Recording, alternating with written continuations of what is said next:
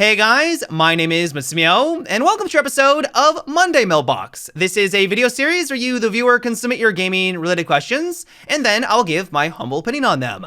To get the formalities out of the way real quick, if you'd like to submit your own question that could be featured in an upcoming episode, you can do so by leaving a comment down below, or by sending me a Facebook or Twitter message. The first question for today is, do you see Hibana fading away with a new edition of the hard breaching gadgets? I feel like there isn't any more reason to bring her with all the better choices for breaching. It seems like a lot of people are a bit concerned with the state of Hibana, and I understand where they're coming from entirely. With this upcoming season, it does seem like she's getting the short end of the stick, not only because of the addition of the secondary hard breaching gadget, which is always going to step into her territory, but also because she's not going to have the same selection of attachments that she did before. She's no longer going to be able to use the ACOG, for example. I think the highest it goes up to is maybe like the 1.5. And so her kits and just in general doesn't seem like it's going to be as impactful as it used to be. Now, personally, I'm not that concerned because Hibana already has one of the better pick rate and win rates on offense right now, and so I think this is Ubisoft is trying to tone her down a little bit and put her in line with some of the other operators on offense, but also because Ubisoft has already stated that they are going to be giving her a rework in the future that apparently is going to make her more effective at opening up hatches. Now, as for what this rework is even going to look like, your guess is as good as mine. One idea that I had is that maybe Ubisoft is finally giving into the concept of allowing Hibana players to change the angle at which the pellets fly on out. And so you could have a vertical opening or a horizontal one, which is what we have today. That is a possibility. But the problem with that idea is that that wouldn't really have any impact or make her any better at opening up hatches. And so that probably isn't it. Another idea that people have had is that maybe she's going to be able to open up more hatches than she can right now. So instead of just 3 reinforced, she could maybe open up 4. That would be quite powerful, especially if you're going against someone like Cade who can zap a few of them, and so it would give you a little bit more wiggle room. We're really going to have to wait and see. And so all in all, while I definitely understand where you're coming from, I'm not really all that concerned when it comes to Hibana. Yes, that secondary hard breaching gadget is going to step into her territory, but she already is one of the strongest and most versatile characters that we have on offense, and I don't think that having a few people, especially some of the weaker characters on offense, giving them another option to get through one reinforcement, be it a wall or a hatch, is going to be a deal breaker. Even if it is and her performance plummets, I'm not really all that bothered because all I think they would need to do is give her back her attachments. This is one thing I really like about the new scope system, is that it gives Ubisoft the flexibility to just slightly adjust these characters' power. If someone is underperforming, give them a couple more attachments to choose from. If they're doing too well, then maybe remove those higher optics and see what happens. This isn't something that I don't think that they should lean on, because I don't think they should be constantly adding and removing scopes to operators. You do want to have at least some stability there, but I think that this is going to be something that they're going to have available, which I think is great. Now, before we get into the next one, if you would like to discuss this topic further, I do live stream over on Twitch every single day, and so if you'd either just like to hang out or talk about this more, there always is that link down below. The next question is, with this Thatcher nerf, do you think that they should give him an extra EMP and a larger radius? I am really curious to see how this Thatcher nerf is going to be mixing things up, because I was already noticing on the technical test servers that no one was playing as him, and I mean like no one. Now, this could be due in part because it is the technical test servers and people don't really take it seriously. If you were expecting to have highly competitive tactical experience where people are working together, you're probably going to be in for a rude awakening. People just want to jump in, they want to try out the new map, they want to play with the new operator, and so the idea of playing a character like Thatcher, where, if we're being honest with ourselves, isn't really all that flashy, and he also got a nerf, it kind of makes sense why people are kind of avoiding him.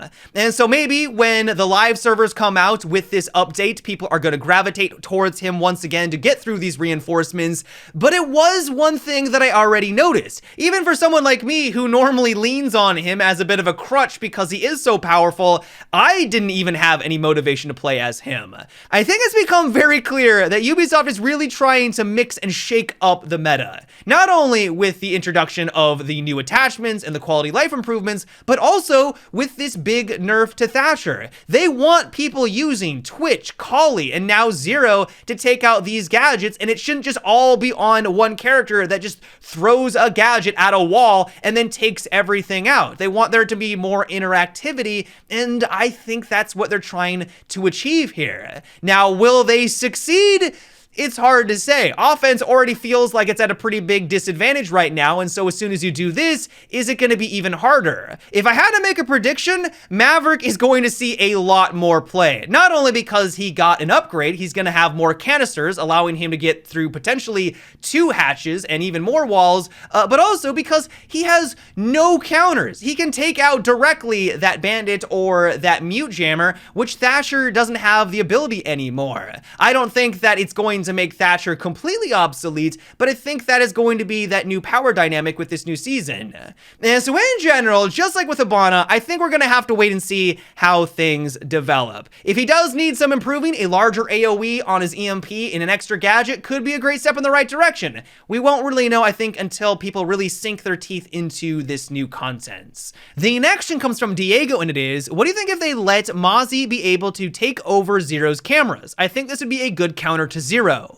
Well, I will admit that on paper, this seems completely reasonable. Mozzie's entire design is to take the information gathering tools of offense, turn the tables on it, and then use it for himself. And so if you saw Zero launch a camera into a room, or you saw it burrow through a wall, instead of destroying it with your primary, you could just use his gadget to then take it over for your team to see what's happening on the other end. That seems like it would be a cool dynamic. The issue I think we run into, though, is that, first of all, Mozzie's already really good. He's probably one of the stronger operators on defense right now, but also because I don't think that this would really have the desired effect that you're looking for. If Zero does launch his camera through reinforcements, either one of your teammates is going to take it out on the defensive side. They're just going to see it and take it out. So really, it's not going to give Mozzie a lot of time to be able to launch his gadget. But also, even if you do capture it, usually that means that the Zero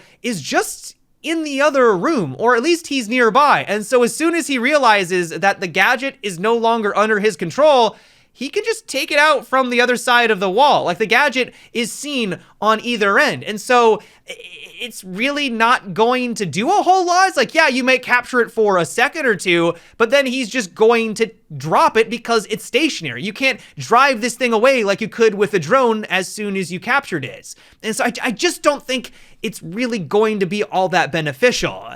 Now, maybe this could work in some situations. If you are playing as Mozzie and you held on to one of his gadgets at the beginning of a round because you predicted that they did have a Zero, you then come across Zero's camera in the main lobby of, let's say, Bank. Zero is nowhere to be seen because he got taken out at the beginning of a round, or he's on the opposite side of the map. You can then launch your Mozzie device and take it over, and yeah, you now have a camera in the main lobby, but how often is that really going to happen? I just don't think that it would really be as viable as you're making it out to be. And so all in all, I just don't think that this is necessary. If they did add in this dynamic, cool, great, but I don't think it's going to change a whole lot. Now, some would argue, well, then why not do it? And yeah, sure, go for it, but I think it's for those reasons why they didn't add in that kind of interactivity, but that is just my opinion. The next question comes from Nicholas, and it is, how do you feel about the map bans?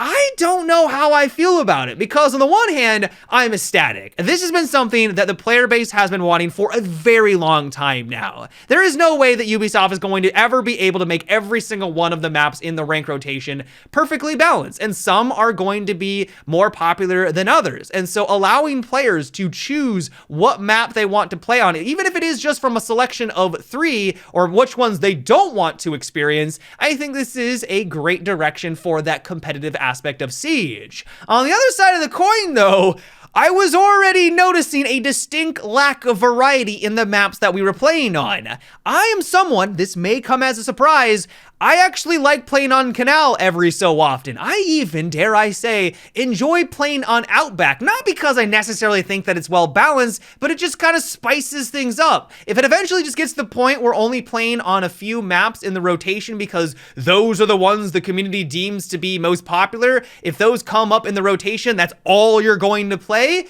I think that lack of variety is going to be disappointing in the long run. Now, it may not be all that bad as long as they have at least somewhat decent randomization within the 3 that you have to choose from, but this was already something that I noticed on the TTS. Overall, though, even with a couple of those concerns, I am still very excited for this feature. It's going to give a lot more agency to the players and also give Ubisoft a lot of great valuable information. Which maps are really popular, but also which ones are people avoiding, and they can then use said information to maybe make some adjustments somewhere down the line. But yeah, guys, that is what it for today's episode of Monday Mailbox. I hope you enjoyed. Let me know what you thought about what we discussed in today's video. How do you think that Ubisoft is going to be reworking Hibana? Do you think that she is going to be underwhelming with this new season? Let me know your guys' thoughts down below. As always, if you'd like to submit your own question for an upcoming episode, you can also leave a comment or by sending me a Facebook or Twitter message.